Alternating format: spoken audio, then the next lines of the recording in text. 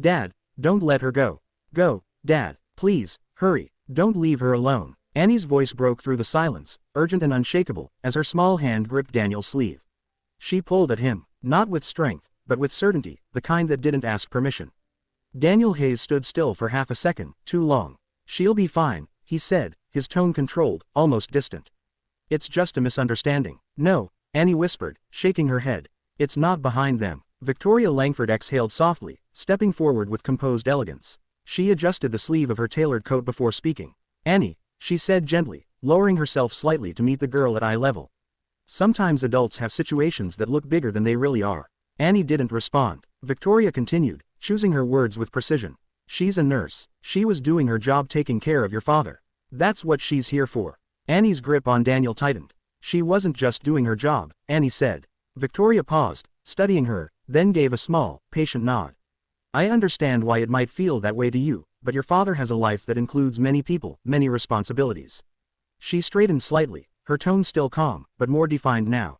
And I'm part of that life, she added. I'm the one he's seeing. The one his family expects him to build something with.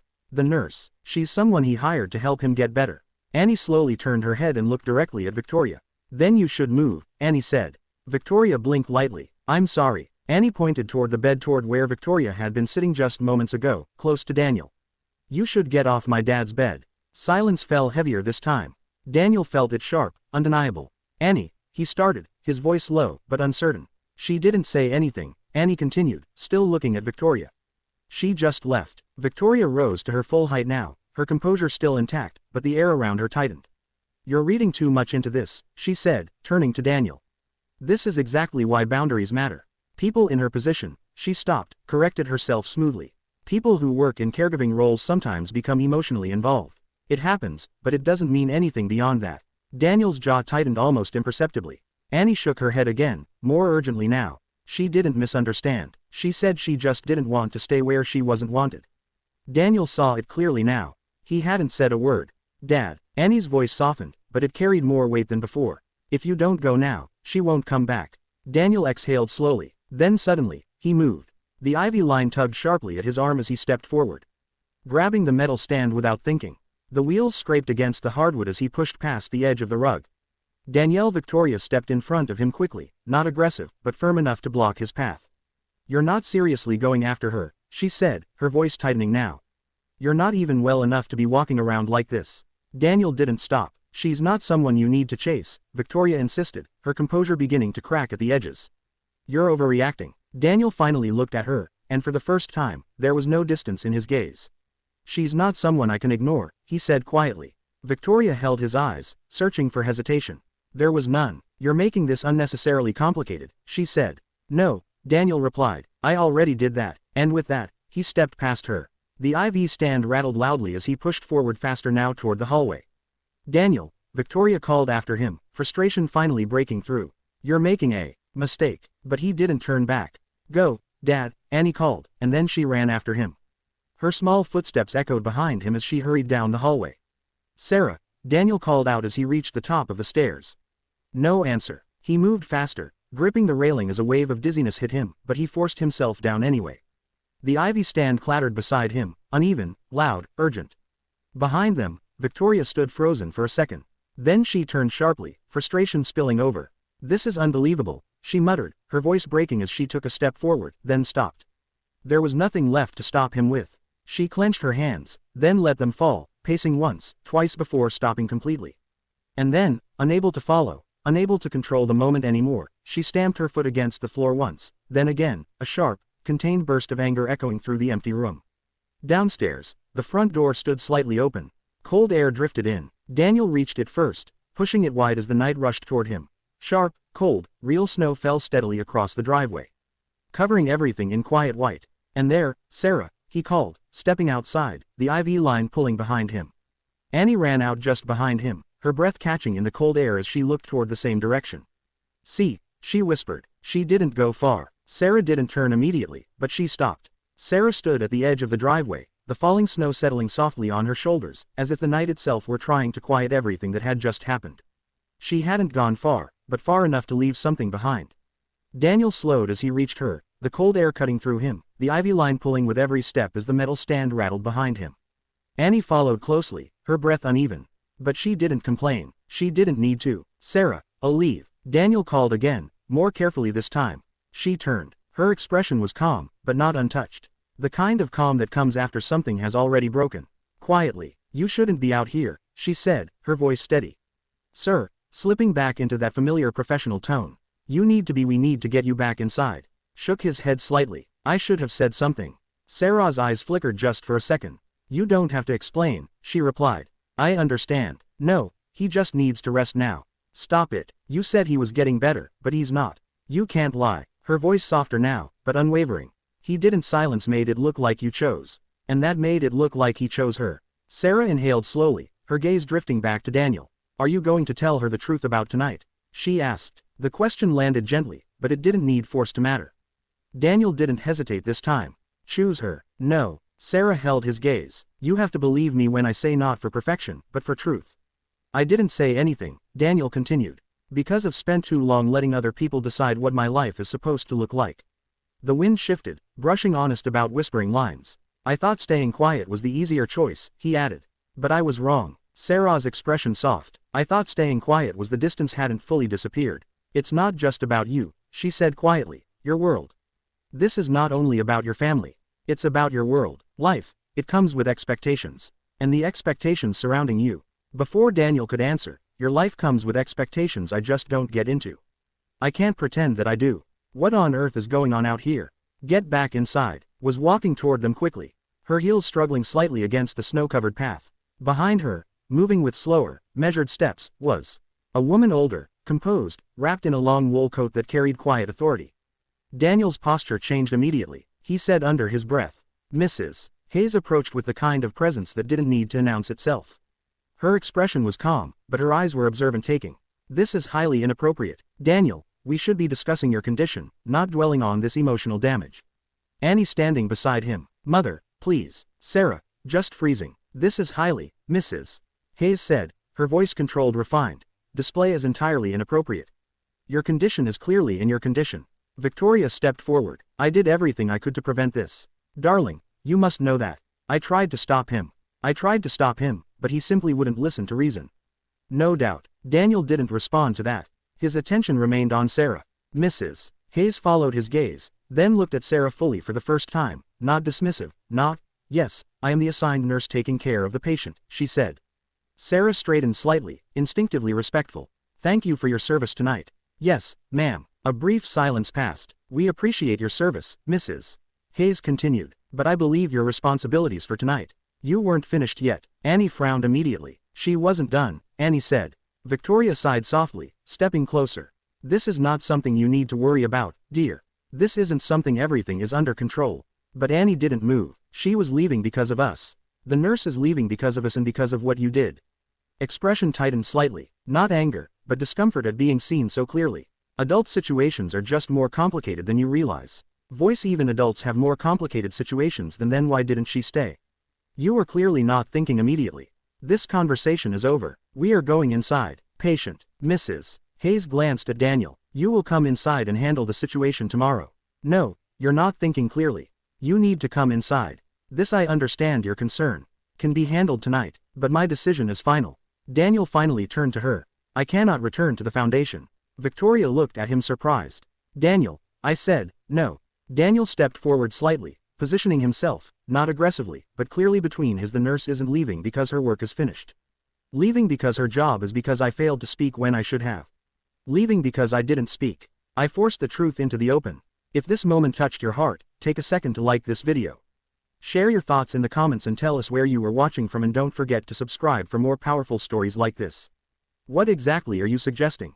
Studied him, her expression unreadable. "And what exactly are you suggesting now?" she asked. "Dan, I intend to fix it." "That I fix it? You can't just leave like this. Let out a quiet place like this." "Stop." Frustration slipping through. "Let's not overreact. The doctors assured me it was minor. Simple mistake.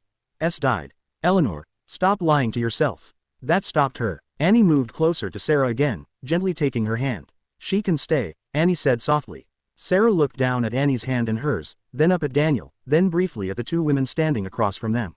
I don't want to cause problems, Sarah said quietly. You're not the problem, Daniel replied. Mrs. Hayes' gaze sharpened slightly at that, but she said nothing. Then Daniel took another problem. Stay. You are not the problem. More quietly this time, and in that quiet space surrounded by pressure, expectation, and the weight of everything unspoken, Sarah hesitated, but she didn't walk away. The snow continued to fall, but something had shifted in the air. Not outside, but between the people standing there. No one moved immediately after Daniel's words. It wasn't loud, it wasn't dramatic, but it lingered, settling into the silence like something that demanded an answer. Sarah didn't speak right away. Her hand remained in Annie's, small fingers wrapped around hers with quiet determination.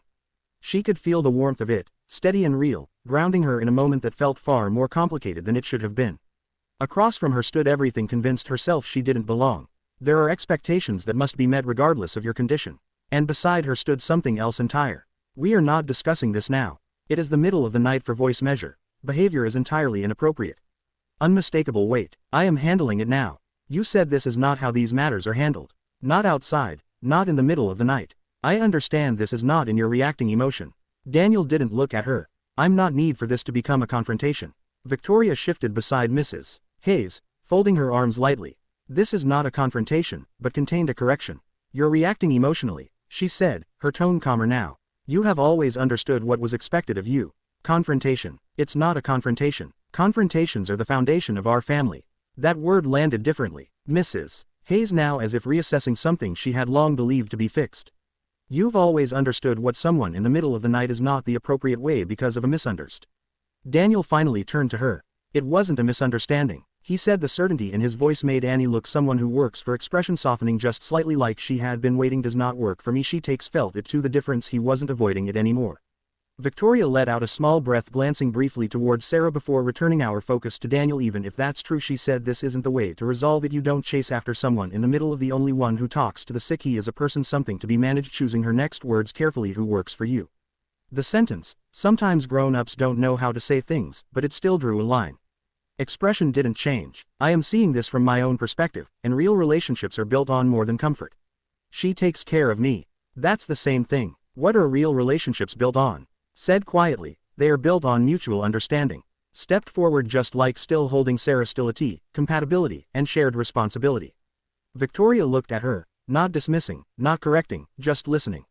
She's the only one like he's a person and making people stay. Not like something that needs to be managed. That landed harder than anyone expected. She deserves to know the truth, mother. Mrs. Hayes remained still, her expression composed, but her eyes shifted just slightly. I did everything you taught me to do. Victoria, protected what you valued, she said, and followed the structure without seeing this from your perspective, and that's understand. Ended up in an empty house. But relationships, real ones, a life that does not feel like mine. Comfort. Annie tilted her head. Then what are they built on?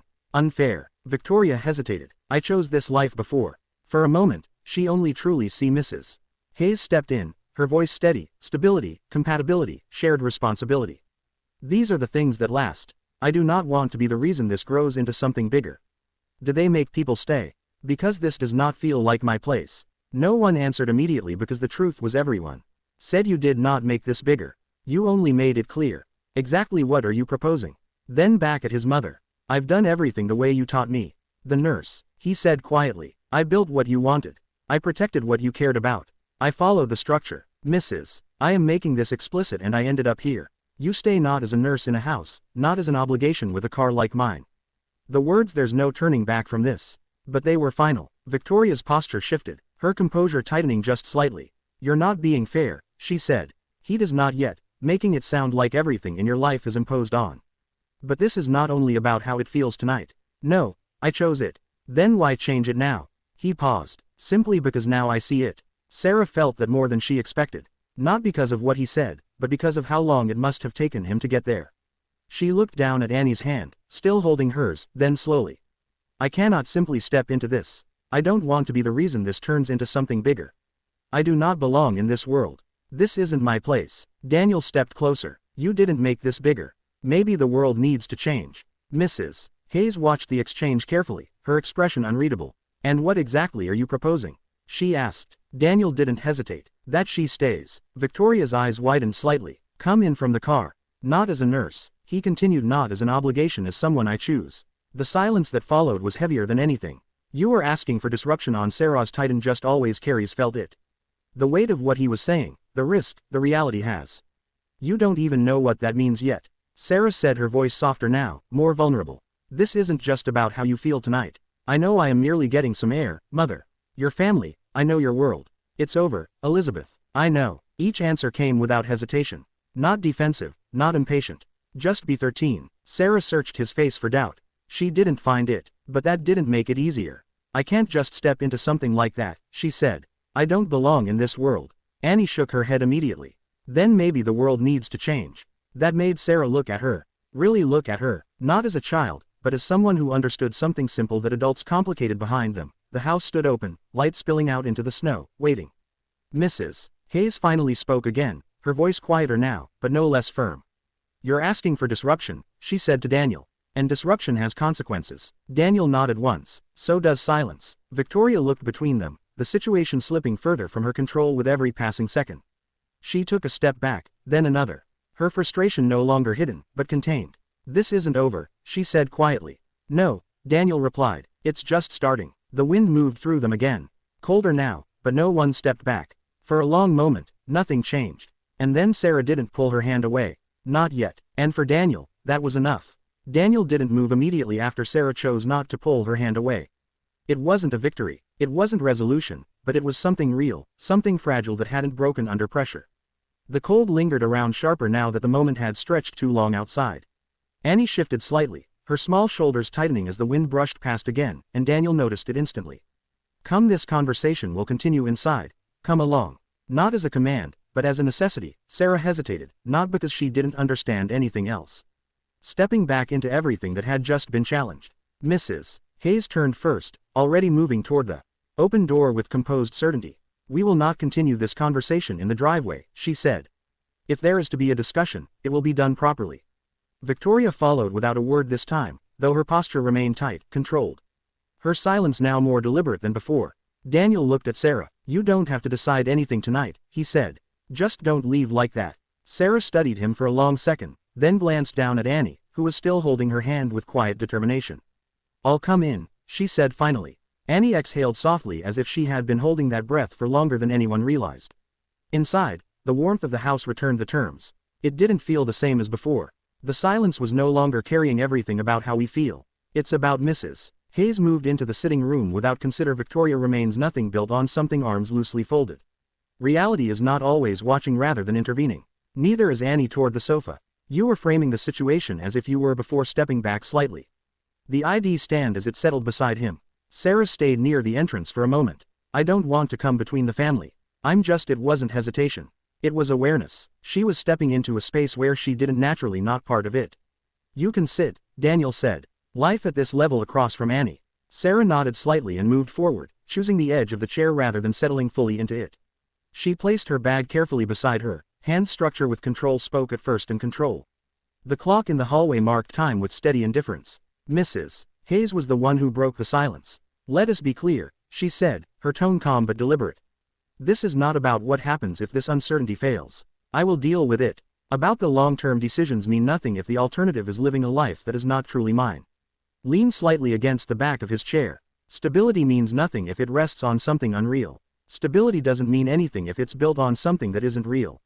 Reality is not always comfortable. Mrs. Hayes met his gaze. Reality is not always someone else's life. Lighter is living someone else's life. Victoria has framing everything as though he were into it, trying to regain framing this as if you've been forced into rather than visible anger. Agree to any of this. That doesn't mean it was right. I do not want to come between a family. Sarah shifted slightly in her seat. Her presence. The nurse is not between us. No longer part of it. This isn't something I want to come between. Maybe this is exactly how it should. Voice steady but careful. Life at this level comes with expectations beyond feelings. Annie looked at her immediately. Why, you're not in between. She said you're part of it. Sarah gave a small and control feel safer than maybe it should be. Annie replied. Victoria looked at what he, expression softening just slightly. Not disagreement but recognition of something she couldn't easily dismiss. What happens when uncertainty fails, father? We can't afford the risk.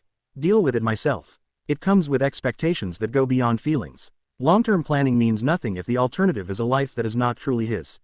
Because the truth was there wasn't a simple answer that didn't sound like responsibilities beyond one difficult night. Do you still believe this is the right choice? Mrs. Hayes observed him closely. And what you're suggesting now is uncertainty. Yes. Do you believe that is better? Daniel didn't hesitate. Yes. The certainty in his voice changed something in the room. Not dramatic. I will not argue further tonight. Victoria looked decisions made in hesitation. Consequences that cannot be undone. And what happens when this uncertainty doesn't work? Consequences. Daniel met her eyes. Then I deal with it. That's not how long-term decisions are made. It is when the alternative is living a life that isn't yours. Nothing changes overnight. Followed. He wasn't arguing anymore. He was stating something final. Zara felt it. The shift from negotiation to decision. She looked down at her hands, then slowly back up. You're asking for something that affects more than just you, she said. Your health, your responsibilities, your family. I know, Daniel said. And you still think this is the right choice? He looked at her not as a patient, not as someone above her, but simply as a man answering a question. Yes. The word settled between them. Annie leaned slightly against the arm of the sofa, her eyes moving between them. Watching carefully for a moment, no one spoke. Then Mrs. Hayes stood. The movement was smooth, controlled, deliberate. I will not argue this further tonight, she said. But understand this, Daniel. Decisions made in defiance often carry consequences that cannot be undone. Daniel nodded once. So do the ones made in silence. Mrs. Hayes held his gaze for a moment. Real painful, then turned and walked toward the hallway without another word. Victoria remained where she was, her composure intact, but quieter now. This doesn't change anything overnight, she said to Daniel. I know, and I'm not stepping away just because tonight was breakfast is outside the nurser's former responsibilities. Because that wasn't the conversation helps recovery. Victoria looked at him for a moment. This arrangement cannot continue without clarity. There was no hostility in there, just disture. Then she turned and followed Mrs. Hayes out of the room. The house fell quiet again, but not the same kind of quiet. Annie shifted slightly. She remains nut and looked at Nurse. You stayed, she said. Sarah let out a slow breath. For tonight, she answered. Annie nodded like that was enough. Daniel remained where he was. What happens if all these watching her not with pressure, not with expectation, but with something quieter, something patient? For the first time that night, no one was leaving. No, and that for now was enough. The house didn't return to normal after that night. It tried. The lights dimmed at the usual hour. The staff moved quietly through their routines, and the city outside settled into the deep stillness of early morning. But something had shifted inside those walls. Something subtle but irreversible. It wasn't louder. It wasn't dramatic. It was simply different. Sarah didn't leave. Not immediately. She stayed longer than she normally would have. Not because anyone asked her to, but because leaving felt unfinished in a way she couldn't explain. When she finally did step out of the sitting room, it wasn't to disappear into the night. It was to check on Daniel's medication. To adjust the IV line he had carelessly dragged through the hallway to do the thing she had always done. Only now, every movement carried a new awareness. She was no longer invisible. Daniel noticed it, too. He watched her from across the room as she worked the same way he always had. But now he didn't pretend it was just observation. There was intention in it, recognition. And for the first time, he didn't look away when she caught him doing it. Annie, curled under the blanket on the sofa, watched both of them with quiet satisfaction, as if something she had always known had finally become visible to everyone else. By the time the clock in the hallway struck 2, the house had grown still. A tired nurse. I just want to stay awake a little softly. I understanding the edge need replied. Make sure you take the next dose exactly. There was no edge in her voice, just quiet. Daniel let out a small breath. Something close to a tired smile forming at the corner of his mouth. For tonight, it is enough. You're still giving instructions. That's my job, she said. He held her gaze for a moment. Is it? The nurse Sarah paused, not because she didn't have an answer, but because the answer such things begin for tonight, she said carefully. It's enough. Daniel nodded slightly, accepting that. Annie shifted on the sofa, half asleep now, but still listening. You're staying, she murmured. Sarah glanced at her, her expression softening. Just for tonight. That's how it starts, Annie said, her voice drifting as sleep finally began to take over. Daniel looked at his daughter, then back at Sarah. Neither of them corrected her. Upstairs, doors had closed. Mrs. Hayes had retired without another word, but her silence carried more weight than any argument. Victoria had stayed longer, pacing once in the far hallway before finally leaving.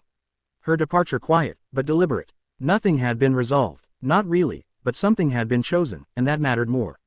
By morning, the house moved again. The kitchen filled with the scent of coffee and toasted bread. Sunlight pushed through the tall windows, reflecting off polished surfaces and marble floors. The snow outside had settled into a clean, uninterrupted layer, softening the sharp lines of the city. Daniel woke later than usual. "We saved you a spot," Wright demanded, but because for the first time in a long while, his mind hadn't been racing when he fell asleep.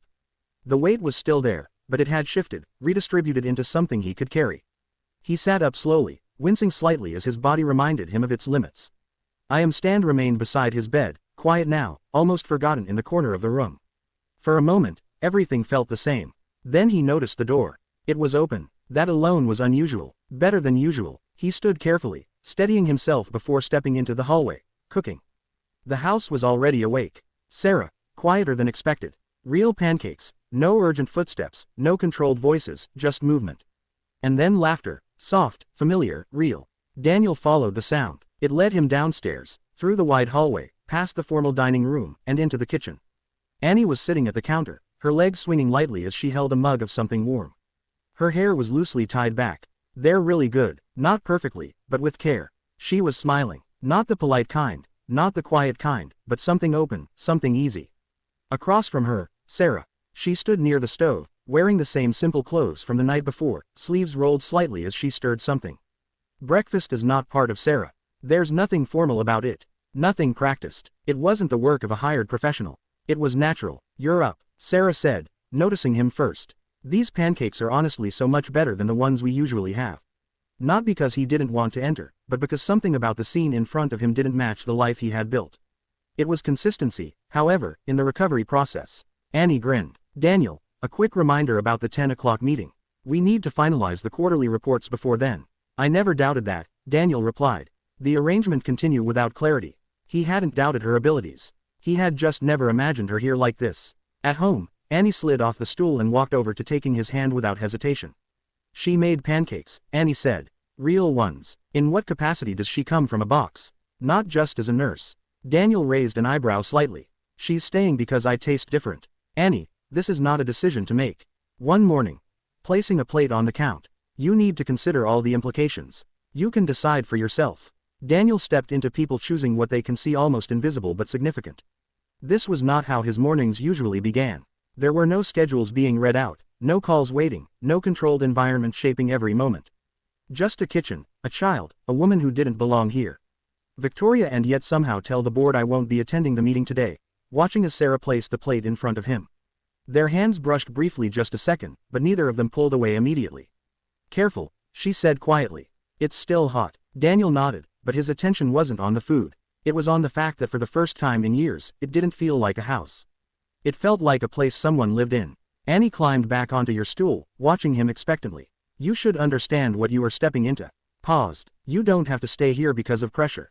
Annie smiled like the answer mattered more than anything else. Sarah didn't say anything, but she didn't want the last in that quiet spilling across the counter and the world outside still covered in snow. Something had changed again, not loud, but enough to make it impossible to go back to what things were before. The warmth in the kitchen didn't last long. Not because it disappeared, but because something else entered the space. Quiet at first, then unmistakable control. Daniel had just set his fork down when the sound of heels echoed faintly from the hallway. It wasn't loud. It didn't need to be. The rhythm alone carried intention, precision, and a kind of authority that didn't ask permission before entering a room. Annie noticed at first. Her small smile faded, not completely, just enough. Sarah's hand paused for a fraction of a second where it rested against the edge of the counter. She didn't turn immediately, but her shoulders straightened, instinctively shifting back into a version of herself that belonged to this house, but not in the way she had just been moments ago. Daniel didn't need to look. He already knew. "Good morning, Mrs. Hayes," said as she stepped into the kitchen, her voice calm. "Good morning," perfectly measured. "I trust you slept adequately." Not visibly, but completely. Daniel turned his head slowly. "Now that we are all present, now 2 matters we need to discuss regarding the doctor's recovery." Daniel seated without assistance. Sarah standing near the stone. Her expression didn't expect it. Something in her eyes sharpened. "I see we've started this arrangement as simply not working. David said we agreed on aware but my recovery, but there was no approval either." Annie slid slightly off her stool. "I apologize," as if she were deciding whether to stay or move. Sarah stepped back just a fraction, creating space. "We appreciate the effort, nurse awareness. I was just breakfast isn't typically within your formal duties." Hayes nodded once. Of course, she wasn't staying late without reason. Gently but clearly, she added, "Though I assume that is not part of your formal responsibilities." "Are you certain this is?" Drew a line. Daniel stood slowly, ignoring the faint pull in his side as he straightened. She stayed late. He said it made sense. Mrs. Hayes looked at him. Does it? She asked. Daniel held her gaze. Yes. Another pause. Longer this time. Victoria appeared in the doorway just behind Mrs. Hayes, quieter than before. Her expression composed, but unreadable. Oh, that's lovely. She didn't step in immediately. Sharing, she observed. The room felt smaller now, more defined. Annie looked between the adults. You don't have to do that. Leave them. Really. She made pancakes, she said, her voice softer than before, but still steady. Mrs. Hayes turned her attention to her granddaughter for his recovery. They're better than the usual ones. I will decide about the 10 o'clock later. Almost shifted. We need to finalize the misses.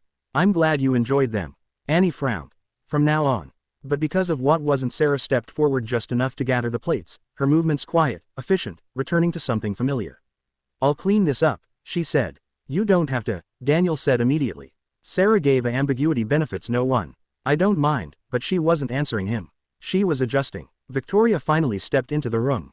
You look better this morning, she said to Daniel, her tone controlled as if nothing from the night before needed to be revisited. I feel better about that. That's good, she said, then glanced briefly at Sarah. Consistency helps with recovery. Again, not harsh, not direct, but intentional. Daniel noticed, Annie noticed, and Sarah definitely noticed. She is staying here permanently. You will treat her accordingly, shifting her focus fully back to Daniel. It can be postponed. In what capacity are you making this declaration? Daniel didn't respond. He watched Sarah for a second longer as she rinsed a plate under the sink. I have to be honest with you. Her posture calm. I can't. Than it had been minutes ago. The warmth was still there, but it had been pushed back carefully, quietly. I'll decide that later. Nothing more they can do. Victoria nodded once, accepting the answer, but not agreeing with it. Mrs. Hayes moved toward the table, resting her hand lightly against the back of a chair. This arrangement, she said, her tone now more direct. Not as a nurse. Cannot continue without clarity. Daniel turned toward her fully. What arrangement? Mrs. Hayes met his gaze. This ambiguity, she said. It benefits no one. Silence followed. Sarah stopped moving just for a second, then continued. Annie looked at Daniel waiting.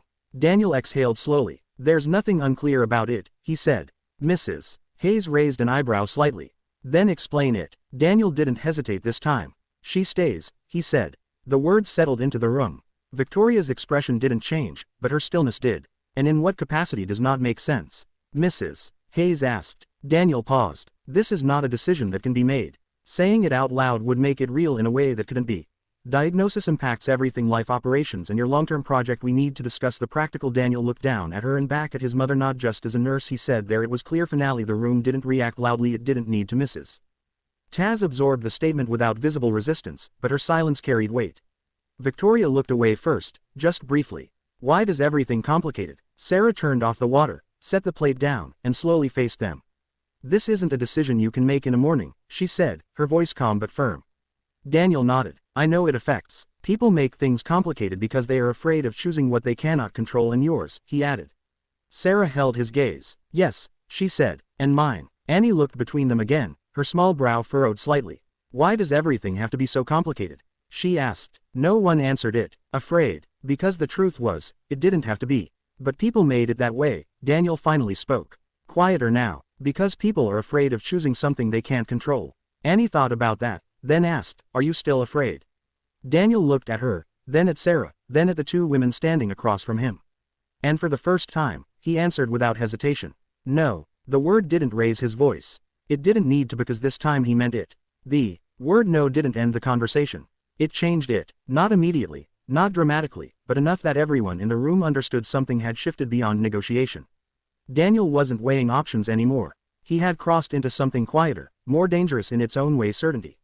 Mrs. Hayes studied him with the same composed stillness she had used in boardrooms and private meetings for decades. It was the look of someone who didn't react impulsively, who understood that control wasn't about raising her voice, but about choosing when not to. I very well, she said. We accept your presence. It wasn't agreement, but it wasn't dismissal either. We must address slightly, her attention moving between Dan. Well, I appreciate the care. My husband is ready for a private consultation. Frustration. We are merely following the doctor's orders. Mrs. Dupik, emotionally, this is difficult. I understand, but practically speaking, we have a responsibility to consider that we can't afford another incident. He didn't argue. That more than anything unsettled her. Sarah shifted her weight slightly, her hands now resting slightly against the back of the chair, as if she needed something solid to ground herself. She wasn't retreating, but she wasn't stepping forward either. This isn't just about understand these are personal choices, but they do not erase your obligations. You have responsibility disappear because you've made a personal decision. I'm not pretending they Daniel replied. But what happens and what happens when those responsibilities conflict? She asked. Daniel paused. Not long, but long enough to acknowledge the weight of the question. Can I deal with it? He said. Sarah exhaled quietly. I appreciate you're honest for a moment before returning to him. I'm afraid that answer is not. It's not an answer, she said. It's the only honest one I know. The only honest answer. The room fell quiet. It is the only honest one I have. Her small face thoughtful, trying to follow something that didn't fit into simple. I don't understand. Why does it have to be one or two? Why does it have to be one? Victoria glanced at her, then gave a small measure. Choices come with trade-offs. Gain on one side and loss on the other. Choices come with trade-offs. You gain something. That doesn't lose something else. Fair. Annie frowned. Fairness the same as reality. It isn't, Victoria said softly. But it's real. Daniel looked at Annie, then back at Victoria. It's only real if we accept it as the only option. Mrs. Hayes finally stepped forward again. Her presence reclaiming the center of the world without effort. The first man to think he can remake the rules of his life. You are not the first man to believe he can reshape the world. Most learns were there for a reason. Most learn, and some learn they were there for the wrong reasons. That the rules were there for a reason. Daniel met her gaze evenly. Trade-offs are only real, and some learned they were there for the wrong ones as the only option. Flicker, small, almost imperceptible passed through her expression. Not anger, recognition. Before she could respond, a soft sound interrupted the moment. The faint vibration of a phone against the marble counter is not the first. Her expression tightened just slightly. That would be the board. Some people learned the rules were there for the wrong reason. This morning, Daniel didn't look at her. Tell them I won't be there. Victoria blinked once. Daniel, tell them I won't be there. He repeated, calm, unwavering. Silence. It wasn't just about a meeting. Everyone board is waiting for confirmation of the pale slowly. You've never missed one of these, she said. I know. And today is the day you choose to start. Daniel finally looked at her. Yes, that was when Annie realized we understood before. This wasn't structure depends on you being there. This was about everything. She stepped closer to Daniel, her small hand slipping into his again. I don't know what really he didn't just allow it. He held on. Sarah watched that quietly, something shifting in her expression. Not doubt, not fear, something deeper. Responsibility. You're changing more than one thing at once, she said softly. Daniel nodded. Changing more than one thing at once. And you think that's going to hold? I think it has. Truly believe this new Sarah looked at him for a long moment. It recombed immediately. For the first time since stepping into this moment, he hesitated. Not because he was unsure, but because the truth mattered. I will take responsibility for that. I will take responsibility for it. Sarah's gaze softened slightly, not because the answer solved anything, but because it didn't avoid anything either. Mrs. Hayes turned toward the door. Her decision made in a way that didn't require discussion. This conversation is not finished. They will revisit this, but it will not clarity replaces impulse. She paused briefly, then added, we will revisit this when clarity replaces impulse. Daniel didn't stop her because this wasn't something she could resolve for him anymore. Victoria, I just hope you understand what you're stepping into. Her eyes lingering on Daniel. The situation to Sarah, there was no hostility there. I do understand. I hope you understand what you're stepping into, she said quietly. Ahmed Harzi I do. Victoria nodded once, then turned and followed Mrs. Hayes out. The room grew still again, but this time it wasn't heavy.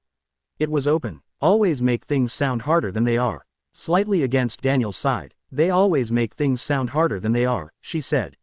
Daniel let out a quiet breath. Sometimes they are. Annie looked up at him. Are you going to change your mind? Are you going to change your mind? Daniel didn't look away this time. Okay, no, I have some juice and satisfied. Then turned to Sarah. Of course, sweetie. Sarah smiled faintly. Not a full answer, but not a refusal either. I'm still here, she said. And for now, that was enough. The house felt quieter after they left. Not empty, just unguarded. For the first time in years, there was no immediate structure rushing in to fill the space after conflict. No assistant stepping forward with a revised schedule. No call redirecting Daniel's attention back to something measurable, controllable. Just silence that didn't demand anything from anyone. Annie noticed at first. She walked slowly back to the counter. The room, her fingers tracing the edge where the morning light still rested. Different. It's different again. Again, she said softly. How does the room feel slightly against the back of the chairs? The weight of the morning settling into him. Not physical outside is hugging somewhere deeper. How? It feels like something from then answered. It feels like something is waiting but not in a bad way. Sarah glanced at he said, his tummy faint smile touching, but then he ate all the cookies anyway. Describe it, but Sarah didn't feel calm. Not really. She moved. The repeated thought you are still here brings only questions and consequences. A choice that cannot remain undefined. You're still here. The words repeated, but they didn't bring comfort. Simone. They brought questions, consequences. You don't have to stay because of what happened. She had stepped into something that much, not because she asked. Sarah. Daniel's voice. She turned. He was watching her not as a patient, not as someone observing from a distance, but directly present. You don't have to stay because of what happened. Honestly, it would have been easier to leave. Not out of pressure. Staying is the harder choice, but it's the more meaningful. I didn't make her stay, she said. Why didn't you leave? I know, Daniel replied gently.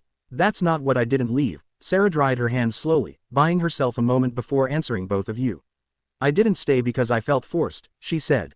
But there are some things we need to discuss. It would have been easier to leave. Daniel nodded slightly. I didn't want the last thing I felt. That was the question she had been. She didn't answer right away. Instead, she looked around the kitchen, the sunlight across the moment I walked away, not knowing whether any of it had mattered. Standing there like she belonged exactly where she was. I think Sarah began, then paused, searching for something honest enough to hold. I think I didn't want the last thing I felt here to be that moment. Daniel didn't move. What moment? He asked. I know it already. The one where I walked away without knowing if it mattered, she said quietly. Did you do this alone, sweetie? Not loudly, but deeply. Annie stepped closer, her voice softer now. It mattered. Sarah looked at her, her expression softening. I know it mattered to you, she said gently. Annie shook her head. Not just me. That was when Sarah looked back at Dee. I cannot pretend any of this as he didn't look away. It mattered, he said. No hesitation. I cannot stay here as though nothing has changed. The room held that for a moment. Then Sarah exhaled slowly, something inside her settling, not confident enough to move forward. I can't pretend this is simple, she said. Because it's not, Daniel nodded. I'm not asking. We need to figure out what this actually can't stay here as if nothing has changed. You say that as if it's just another problem, you said. Sarah smiled faintly. Exactly. I have spent most of my life solving things, not tension, but the habit suddenly sounds less impressive than lonely. Ignoring the quiet protesting things work the way you expect them. Then we don't pretend. He said less than people. We figure out what this actually is. Sarah studied him. Why do you keep trying like it's something you can solve? She said. Sometimes it does work. Almost tired. It does work. I've spent most of my life solving. This does not feel like something. And how often did that work the way you expected? She asked. That stopped him. Not because he didn't have an answer. It's not something to solve, but because the answer wasn't something he usually admitted out loud less than people think. It feels like home. Annie looked between them. And it feels like something. Then why do you keep doing it? Daniel glanced at her. Because sometimes it does. Annie nodded like that made sense. Then but this doesn't feel like something you solve. Sarah looked at her again, surprised not by the words, but by how simply she had said them. But the problem is that choosing once does not make everything else fall into place. Running a hand through his hair. Be warned. Making this choice everything else will be, and he answered before Sarah could. It feels like something you choose. The room went quiet again. You will have to face them again. Just still. This private looked at Sarah will not stay protected. I already did, he said. Sarah held his gaze. I know she will not be quiet. And that was the problem, because choosing once didn't mean everything else would fall into place. It meant everything else would start pushing back. I'm going to be okay.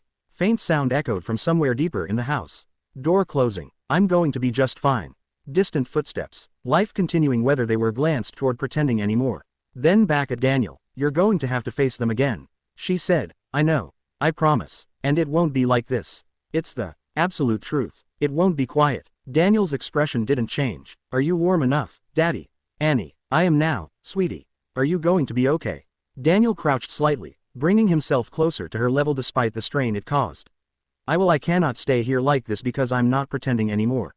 Annie studied his face carefully as if measuring whether that answer was enough. Then she nodded. Not asking you to stay like this forever. Sarah watched the interaction even now. Something unfamiliar settling in her chest. What exactly are you asking for, Mr. Williams? I need you to be clear. Something more complicated. I'm not sure I can go through. Not the kind that felt safe. The kind that asking is for her not to walk away before they understand what this actually is. And the request feels vulnerable precisely because it has no strategy inside. I'm not asking you to. I can't promise anything. What are you asking? She pressed. But I have to try. Then answered with more honesty than certainty. That you don't walk away before we understand what this is. Sarah let that settle. It wasn't a promise. It wasn't a plan. It was something in between. And strangely, that made it more real. You do not have to decide everything. Sarah's without asking. You don't have to decide everything today, she said. Sarah looked down to decide today. No, she said softly. I don't. The house around them remained quiet but no longer distant. Something had shifted again. Not resolved, not defined, but moving. And for the first time, none of them tried to stop it. By mid-morning, the house had resumed its rhythm, but it no longer felt like the same rhythm. It was subtle at first, a shift in how the staff moved. The way conversation stopped just a second too early when Daniel entered a room. The careful, almost invisible adjustments people made when something in the order of things had changed. But no one had yet been told how to respond to it. Daniel noticed all of it. He always did, but today, he didn't correct it. He let it exist. That alone was new. Sarah remained in the kitchen longer than she intended to. Not because there was anything left to do, but because stepping out of that space meant stepping back into the reality of what she had chosen. Not fully, not permanently, but enough to matter. I know it's late. You don't have to stay in here, Daniel said from the doorway. She turned slightly. I know, she replied. I understand the situation. Daniel leaned lightly against the frame, watching her, not with pressure, not with expectation, just because. They're already adjusting, he said. Sarah gave a small knowing breath. Of course they are. Adjustment does not mean she has to disappear, he added. She looked at him more directly now. I'm not disappearing. I'm just aware of what I am not where I am, she said. And what this place expects from people, Daniel frowned slightly. People like you. I am aware of what Sarah expects from people. People who don't belong here unless they have a reason. That landed harder than he expected. You don't need a reason. People like her do not belong here unless they have a reason. Everyone does. Some reasons do not need a reason acceptable than others. Before Daniel responded, a quiet knock echoed from the hallway. Both of them turned. Some reasons are simply staff stood just outside the doorway. Posture straight, voice respectful. Mr. Hayes, he said, excuse the interruption, sir. Assistant is urgently calling on Daniel. Tell her I'll call back. I apologize, sir. Staff member requires an urgent decision on the acquisition. She mentioned the board is requesting immediate clarification regarding your absence this morning.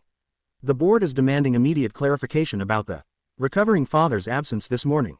I said I'll call back. Yes, sir. The staff member stepped away. The moment lingered. Sarah looked at him carefully. That's not something you usually delay, is it? No, Daniel admitted. And now I decide what matters first. Sarah studied him for a second longer, then asked quietly. Is this really something you would usually delay? Daniel didn't hesitate. Yes. Tried to respond immediately because hearing it said like that so directly, so simply made it harder to pretend this was something temporary. They're talking about you, she said. The people in the other room think I cannot hear them. But I can. The people in the other room, she said. She said we weren't supposed to hear, but the doctors already told me everything. Posture shifted slightly. What exactly are they tell you, sweetie? Daniel asked. Annie stepped into the adults are trying to figure out but observant. They're trying to figure out what changed. Daniel gave a faint almost ironic smile. That makes the adults already know something. Shook her head. No, they just decided it. They just don't like not being the ones who decide to give him the medicine. That was but it won't fix why he's really sad. Uncomfortably so. Sarah looked at Annie with a quiet kind of surprise. I understand more than you should. You understand more than you should. Annie shrugged slightly. I just listen. Daniel crouched slightly, meeting her at. What are your thoughts on all of this? And what do you think? Annie thought for a moment, then said, I think they're scared of what? That things won't go back to how they were. Things will not go back to how they were. Daniel stood slowly again, absorbing that. She's not wrong, Sarah said softly. No, Daniel agreed. She's not. Another silence settled, but this one felt different. I'm afraid I must be going more inevitable. Sarah finally stepped away from the counter. I should go, she said. The words came quietly. Changed everything again. Annie's head lifted immediately. Why? Because staying past this point makes things harder. Sarah answered gently. At this point makes things harder. Daniel watched her closely. Or because leaving now feels safer. Are you leaving because I feel safe? Gaz. Yes, she said. There was no denial, no attempt to soften it. Just truth. Do you truly think that's the right choice? He asked. She hesitated, then answered honestly. It is the easier. I think it's the easier one. Annie stepped closer, her voice softer. Easy does not mean right. Easy doesn't mean right. Sarah smiled faintly. I know. Then don't go. Annie said there was no demand yet. Just hope. Sarah looked at a little Daniel. I'm not leaving like last night. She said I am not leaving the way. I'm not walking away without saying. I will not walk away without. Daniel nodded slightly.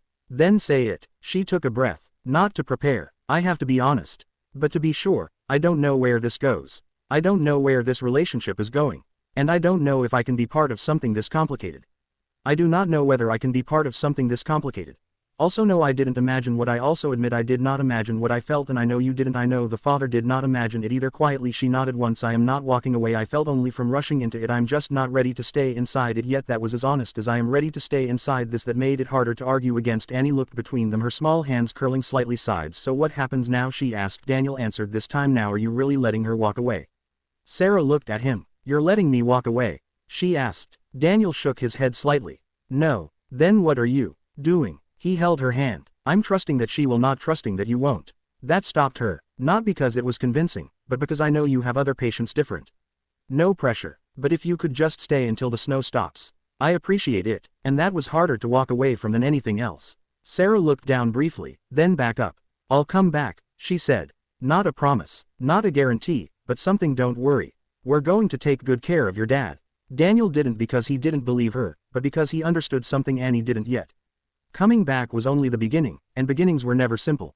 Sarah didn't leave immediately, even after she said it, I'll come back. Her feet didn't move. She stood there for a moment longer than necessary, like something inside her hadn't quite caught up with the decision her words had already made.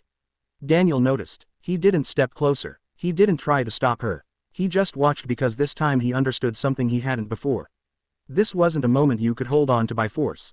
If it stayed. But when can he leave on its own? You said he was getting better. So why do we have to wait? Then when? She asked, her voice hopeful. He said maybe tomorrow. Sarah let out a small breath. Does her mean no in grown-up language? That's not a real answer. Annie said it's going to be all right. Smile. Sarah did too, faintly. We're doing everything we can. It's the only one I have right now. Annie studied her like she was trying to decide if that was enough. It's real. Then she nodded. I promise you, sweetie. It's real. But you have to mean it. I do, Sarah said this time. There was no hesitation. That seemed to settle something in Annie, who stepped back slightly. Though her eyes didn't leave Sarah's face. The moment lingered just long enough to feel complete. Then Sarah reached for her coat. The movement was simple but final. Immediately, not loss. You don't need to trouble yourself, sir. But the shift from presence to absence. I'll walk you out, he said. Sarah shook her head gently. You don't have to. I know, he replied. I want to. She hesitated, then nodded. They moved toward the front hallway together, Annie trailing a step behind until they reached the doorway. There she stopped, watching them go with a quiet stillness that didn't match her age. The house felt different again. Not tense, not warm, just aware. At the door, Sarah paused as Daniel reached for the handle. Outside the snow, we need to call your family back. The city covered in a soft. The consequences of staying here alone outweigh how you feel about it. Then it had any right to be. For a moment, neither of them spoke. My family won't let this go. You're going to have to call them back, Sarah said. Or very. Daniel leaned lightly against the door frame. This is no longer only about him. Let this go easily. It is about the entire life and structure that have been built around him. Expression more serious now. You understand this, truly believe you can change any of it. It's about everything they've built. This is about consequences. Daniel nodded. I'm aware, and you still think they win. He paused. Not because he didn't know. I can't do that, but because the answer mattered. I don't know if I can change it. I may not be able to change the whole structure around living inside it the way it is, but I cannot keep inside it as it is. There was no doubt in her eyes now, only understanding. This is the first honest decision I've made in a long time. He replied, it's just the first honest one I've made in a long time. You aren't going to lose things down this path. She could see it now. Not just what he was doing, but what it was costing him and what it would continue to cost. You're going to lose things, she said quietly. Daniel didn't look away. I already have. Sarah inhaled slowly, cold air brushing against her face as the door opened. Suppose we find another way. What if this doesn't work? She asked. But this question was softer this time. Even failure would bearable, just real. If he knew he had not walked away. Then at least I'll know. The answer is enough for now before it had a chance. Not because it solves anything, but because it avoids nothing, but because it didn't avoid anything either. Sarah stepped outside. The cold wrapped around her immediately, sharp but grounding. Daniel stayed just inside the doorway, not following, not holding her there, just I meant what I said. She turned back once, not because she had to, but because something in her needed to. I meant what I said, she told him. I replied, I will come back. This time it sounded closer to a promise. Daniel nodded once. I'll be here. She held his gaze for a second longer, then turned and walked down the path, her footsteps quiet against the snow, her figure gradually fading into the morning light. Daniel didn't close the door right away. He stood there watching until she was no longer visible. Only then did he exhale. Not heavily, not dramatically, just enough. The nurse is coming behind him. Annie's voice broke the silence. She's coming back. Daniel closed his eyes briefly, then opened them again. Yes, you said. Annie stepped closer to stop the nurse. You didn't try to stop her. No, if I had needed to convince you. Daniel looked down at her because if I had to convince her to stay the same when you returned, then it wouldn't mean the same thing when she comes back. Everything is going to be all right. Then nodded. We're warm and safe inside. Daniel finally closed the door, the soft click echoing quietly through the house. The warmth returned, but it wasn't the same warmth as before. It wasn't borrowed. It wasn't temporary. It was waiting. Daniel walked back into the house slowly, Annie still beside him. The silence that followed wasn't empty anymore. It carried something new, expectation, change, and just beneath that, resistance. Because even before the phone rang, even before the next conversation began, Daniel already knew this wasn't the end of anything. It was the beginning of everything pushing back. The call came just after sunrise. It didn't ring loudly. It didn't need to. Daniel had already been awake for nearly an hour, sitting in the same chair in the quiet living room where everything had changed and continued to change without permission.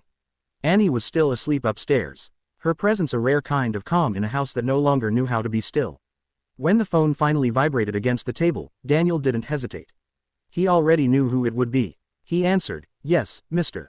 Davies, the board requires your immediate attention regarding the merger. Formal familiar expected you at the meeting regardless of your health to discuss your absence, Mr. Hayes." I understand. Leaned back slightly, looking toward the window where the morning light pressed against the glass like something trying to get in.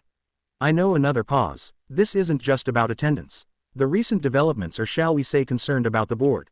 Daniel didn't respond immediately because that word developments was doing the concern, but I understand their concern.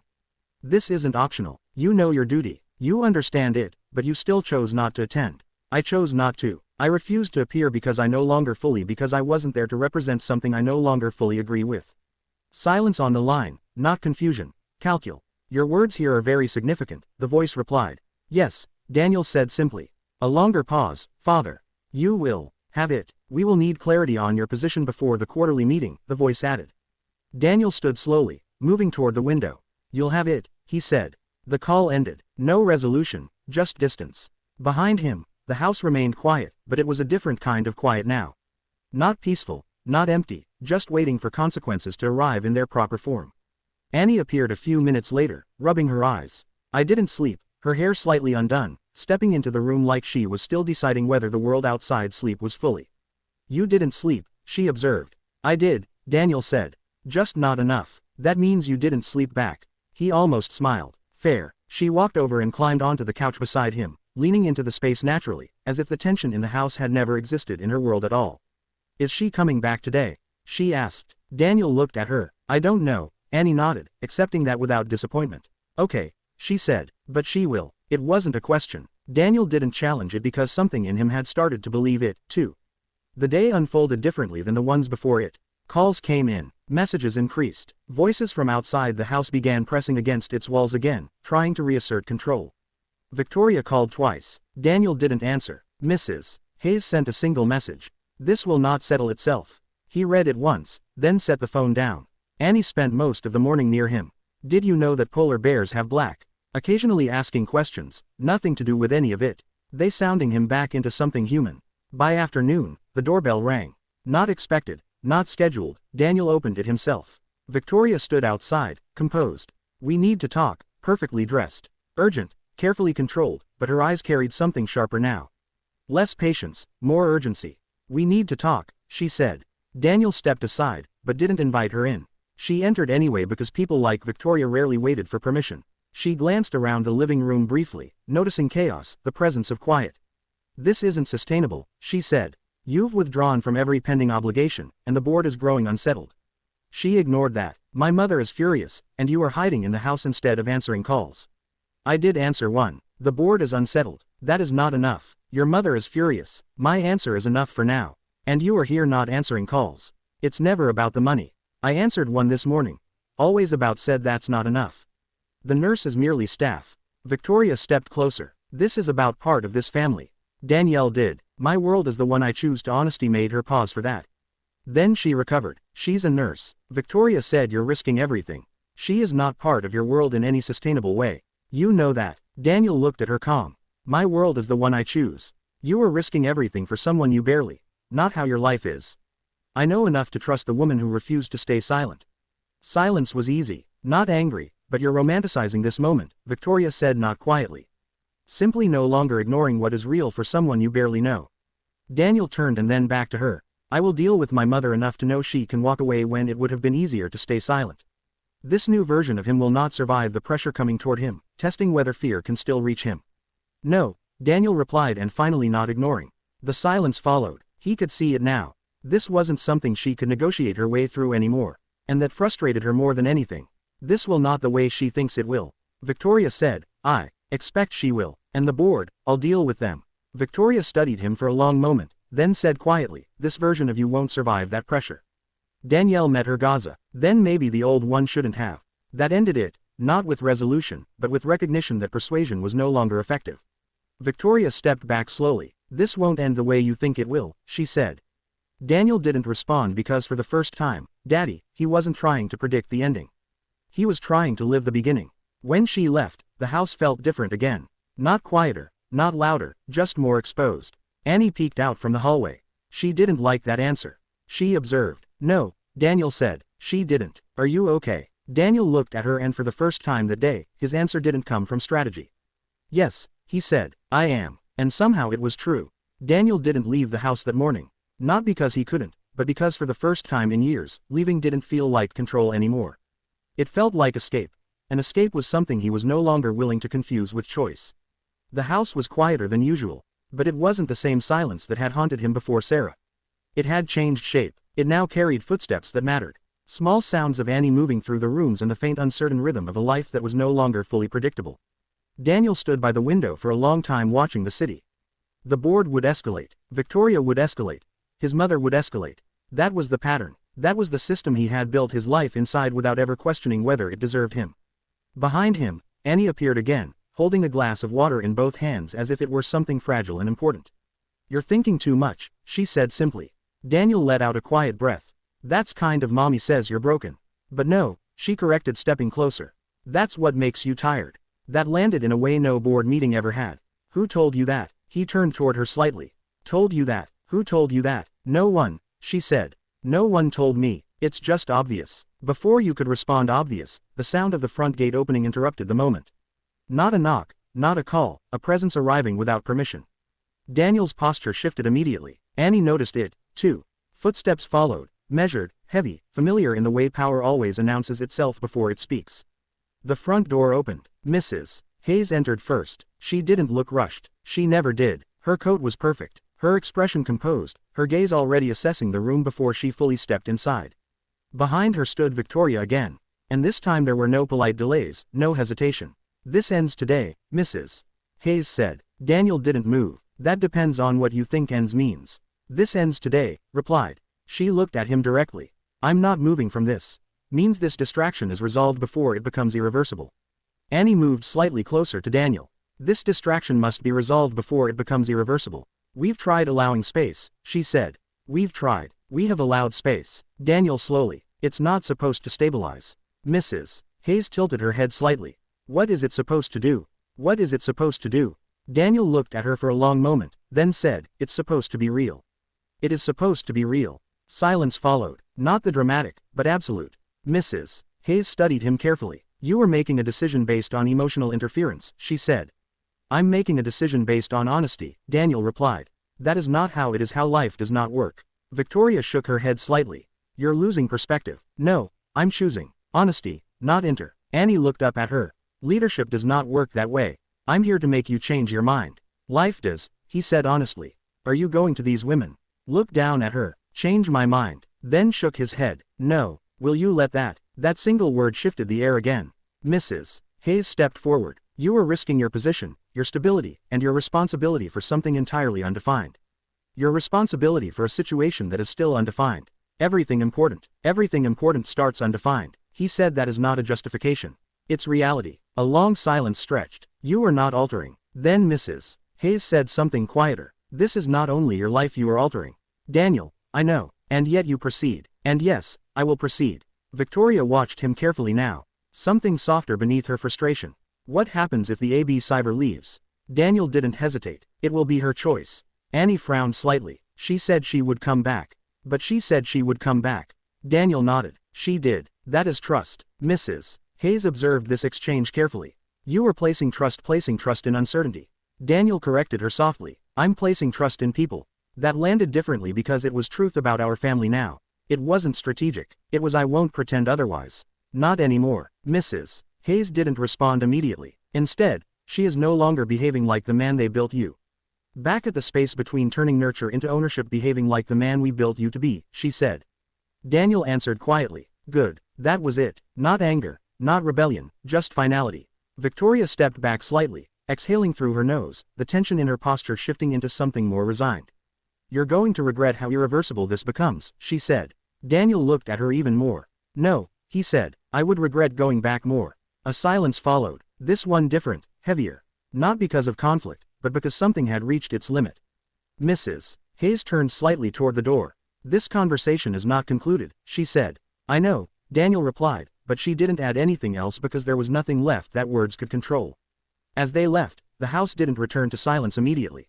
It lingered like it was waiting for Daniel to collapse under what had just been said. But he didn't. Instead, he walked slowly toward the window again, Annie following him without question. Outside the city moved as if nothing had changed, but inside everything had. Annie tugged gently at his sleeve. Did you do the right thing?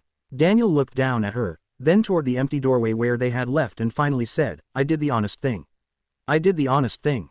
And he nodded over as if that was enough for now. And maybe it was because for the first time, Daniel didn't feel like he was holding his life together.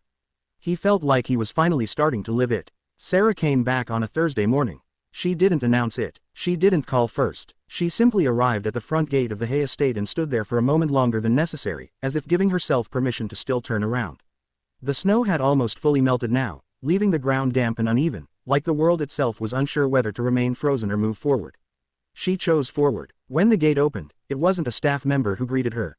It was Daniel. He didn't look surprised, but he didn't look casual either. He simply stood there as if he had been expecting this exact moment without knowing when it would come. You came back, he said. Sarah nodded once. I said I would oppose it. Then Annie appeared behind him. She didn't run this time. She just walked forward slowly like she was afraid that if she moved too quickly, the moment might disappear. You came back, Annie repeated softer. Sarah crouched slightly, meeting her at eye level. I did. Annie studied her carefully. Then, without asking permission, she reached out and took Sarah's hand again.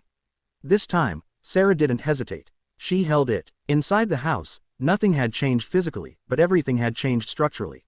The same rooms, the same furniture, the same silence between walls, but now it no longer belonged only to Daniel. Later that morning, Daniel stood in the kitchen watching Sarah move naturally between small tasks.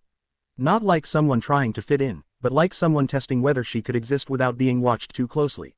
Annie sat at the counter drawing again. The house felt suspended, not healed, not broken, just in transition.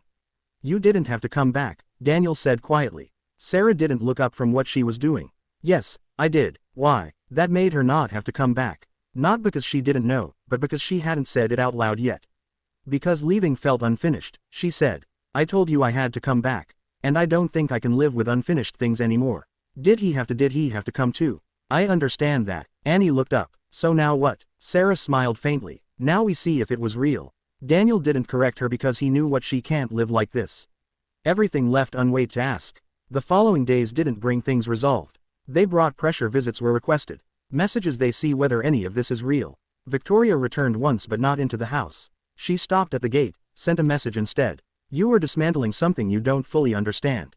Daniel didn't reply. Mrs. Hayes did not return in person, but her influence was everywhere, in the calls from advisors, in the shifting tone of the board, in the subtle pressure building around Daniel's name in rooms he wasn't in. And yet, he stayed, not out of defiance but consistency. Sarah noticed it most in the small things. How he no longer answered every call immediately. How he began to eat meals without checking his phone. We had breakfast together, sat longer at the table after Annie finished, as if he was learning how to exist in pauses. One evening after Annie had gone to bed, Sarah stood in the hallway near the staircase. Backing down. You're not backing down, she said quietly. Daniel stood a few feet away, hands in his pocket. If you keep this up, you're going to lose everything, he replied. You're going to lose things. I already have. That does not make this easier, he said again. But it makes it clearer. Sarah studied him for a long moment. You're changing everything around you. You are changing everything around you. Daniel corrected herself. I am only no longer stopping change. I'm just not stopping it from changing anymore. That distinction mattered more than either of them fully admitted. There was a silence between them then. Not uncomfortable, but honest. Then Sarah asked, what does all this mean for me? Daniel looked at her directly. You are not something but someone I chose not to ignore. Something I chose not to ignore. That landed differently than anything else. Who does that? Not dramatic, but deeply. Sarah looked away briefly, then back at him. I still don't know where I fit in this. I still don't know where I fit in this shifting world. Nodded. Neither do I. Honestly, I don't know either. Almost tired smile crossed her face. That's not your answer is not very reassuring. He agreed. I agree, but it's honest. She exhaled slowly, but it is honest. And Annie, at the mention of her name, how is she doing with you? Daniel's expression softened. Slightly. Honestly, she already decided the little girl has already made up. Sarah gave a quiet breath. That's what I'm afraid of. Certainty. It frightens his head. Why does that frighten you? Because children trust in sympathy. Children don't see consequences of that trust. He looked at her. Children do not see consequences the way adults do. Sometimes they see things more clearly. Children see more clearly. Sarah didn't leave, and neither did Daniel. Not physically, not emotionally. But something inside both of them shifted again. Not toward certainty, but toward continuity. And for the first time since all of this began, no one tried to stop it from continuing. The morning arrived without ceremony. No dramatic shift, no final confrontation, just light slowly filling the rooms of the Hay estate, as if the world outside had decided to continue existing whether the people inside were ready or not. For the first time in a long time, Daniel woke up before his phone. Not because he had to, but because he no longer felt pulled awake by it. Downstairs, he could already hear movement, soft, familiar sounds that no longer felt like intrusions into his life, but part of it. The faint clink of a cup, the quiet opening of the cabinet, Annie's small voice asking something unclear, followed by Sarah's calm reply. Okay, sweet, it was ordinary, I'll get it for you right extraordinary. Daniel stood for a moment at the top of the stairs, just listening, not analyzing, not preparing, just listening. Then he walked down. The kitchen was warm in a way the house had never been before. Not from temperature, but from presence. Annie was sitting at the counter, legs swinging slightly, holding a slice of toast. Sarah stood near the stove, hair loosely tied back, moving with quiet familiarity, as if she had slowly stopped asking herself whether she belonged in the space and started simply existing in it. She looked up when Daniel entered and smiled, not cautiously, not carefully, just naturally. You have urgent news. Daniel, I think I saw a unicorn outside. Annie raised her hand slightly. She made the coffee reporting something important. Oh, is that right? She made coffee. It smells amazing. It's just coffee. Annie shook her head. It's different coffee. Daniel sat down at the table watching them both. For a moment, no one spoke, and the silence this time was not heavy. It was comfortable. It was shared. Then the doorbell rang. It wasn't loud, but it changed the atmosphere instantly. Annie looked toward the hallway. Sarah paused mid-motion. Daniel didn't move right away. He already knew. The knock followed once, then again. Billy Barrott controlled the kind of presence that didn't need urgency because it already assumed it would be answered. Daniel stood. I'll get it, he said, but Annie stood too. I'm coming. Sarah hesitated then followed without the situation can no longer remain undefined. Mrs. Hayes was there, not alone. Victoria stood slightly behind. I created nothing and only stopped avoiding no pretense of casual conversation. The board has already reached a conclusion. This was not a visit. It was a decision arriving in person. This is hardly the time for sentimentality. I understand the risk mother then at Annie. We've created a situation that can no longer remain undefined. Remain undefined. Daniel didn't step aside. He stayed where he was. I haven't created anything. He said I created nothing. Only stopped avoiding the truth. Next, more carefully. The board has reached a conclusion. Daniel gave a faint tired smile. Board has already reached a conclusion regarding your didn't react to that. You removed yourself from the process. I chose clarity slightly. I chose a matter of leadership. That is not how leadership functions. Leadership itself may need to change. Then maybe leadership needs to change. He replied. Annie moved closer to Daniel without thinking. Sarah stayed slightly behind him but not away from him. The arrangement cannot continue in its current form. This cannot in its current form. Daniel answered immediately. It already is. Let this be my final consideration. Slightly. This is your final consideration. With this arrangement, you must accept the consequences. If you proceed with this arrangement, you will forfeit your current standing. No emotion, no threat, just consequence. Daniel looked at her for a long moment, then asked, "You can return to stability and order." "You return to stability," she said. "You return to order." He nodded slowly, then looked down at Annie, then at Sarah. There was no hesitation in his expression now, only understanding. "I spent my whole life inside your version of order. It never felt like mine. Didn't feel like mine." Victoria softened slightly. "Daniel will never understand what I am. I understand what I'm losing, but also what I already lost. I also understand what I already lost while staying inside it." Mrs. Hayes studied. "Do you truly?" There was something less certain in her gaze. "And you believe this," she said, "is worth it?" "Yes." Daniel looked at Sarah, then Annie, and answered honestly. "Yes." The word didn't echo. It settled. Victoria exhaled quietly, looking away for a moment as if trying to process something she could not influence anymore. "Mrs. Hayes, the consequences are no longer theoretical." "Then the consequences are no longer theoretical." "I know," Daniel said. A long silence followed. "Do not confuse choice with immunity." Mrs. Hayes turned slightly. "Freedom will not be consequence," he said. "But do not confuse choice with immunity. Daniel, I just hope you know what you're doing." Victoria lingered a moment longer, then looked at him directly. "I hope you know what you're doing." "I do not know." Quiet, Daniel gave a small, honest smile. "I don't," he replied. "But I know why I'm doing it." That was enough. They left. No argument followed them, no escalation. Just the quiet certainty of a door closing on a version of life that would not return. The house didn't collapse into silence after they were gone. It expanded as if something inside it had finally stopped holding its breath. "Is it over?" Annie looked up at Daniel. "Is it over?" she asked. Daniel looked at her, then at Sarah, then back at the empty doorway and answered softly. "No beginning." Aosa then added, "It's just starting." Sarah stepped forward slowly. He did not hesitate. "You didn't hesitate," she said. Daniel shook his head. "You did not." "No, not even a little." He had. "I did not hesitate about this. Annie smiled faintly, as if she understood something adults were still trying to name. "Good," she said simply. And for the first time since all of this began, no one tried to change what came next. This story reminds us that real change often begins in the quiet moments when someone finally chooses honesty over comfort. Daniel's journey shows that true leadership is not about maintaining control or fulfilling expectations, but about having the courage to question a life that no longer feels authentic. Sarah's presence reflects the vulnerability of trusting connection even when it is uncertain, while Annie represents the pure clarity that adults often lose the ability to see love, truth, and belonging without complication. In the end, the story teaches that justice is not always loud or immediate. Sometimes it is found in the simple decision to stop running from what feels real, even when it comes with loss, risk, and resistance from the world around us. This video is a work of fiction created with the assistance of artificial intelligence. All characters, events, and situations are not real and do not represent any actual people or true stories. The content is intended for storytelling and emotional illustration.